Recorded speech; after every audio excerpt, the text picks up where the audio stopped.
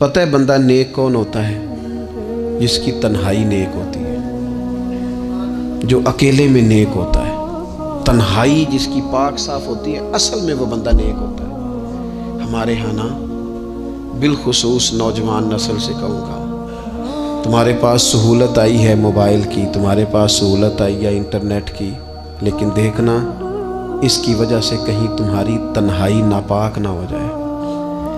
دیکھنا اس کی وجہ سے کہیں تمہارا وہ اکیلے میں جو تمہارا رب رسول سے رشتہ جڑنا چاہیے تھا، سجدے کا نور ہونا چاہیے تھا، اچھی منصوبہ بندی کرنی چاہیے تھی، وہ میلا کچیلا نہ ہو جائے۔ تنہائی جس بندے کی پاک ہوتی ہے وہ نیک ہوتا ہے۔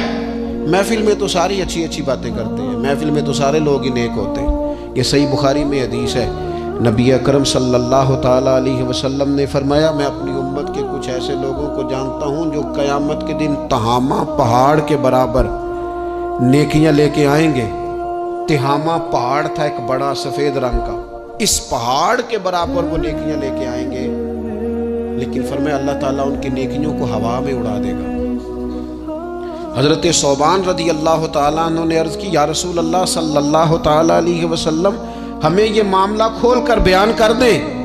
حضور علیہ السلام فرمانے لگے، وہ راتوں کو عبادت بھی کرتے ہیں، اللہ کی بارگاہ میں بھی حاضر ہوتے ہیں، لیکن فرمایا ان لوگوں کا مسئلہ یہ ہے، ان کا نقصان یہ ہے، گھاٹا اور خسارہ یہ ہے کہ جب وہ اکیلے ہوتے ہیں تو رب کی حرمتوں کو پامال کرتے ہیں، دین کی حدوں کو توڑتے ہیں، تنہائیوں میں رب کی نافرمانی کرتے ہیں۔ نتیجہ کیا نکلتا ہے کہ وہ جو لوگوں کے بیچ نیکیاں کی ہوتی ہیں، نمازیں پڑھی ہوتی ہیں، عبادتیں کی ہوتی ہیں، صدقات کی ہوتے ہیں، وہ بھی ضائع ہو جاتے ہیں۔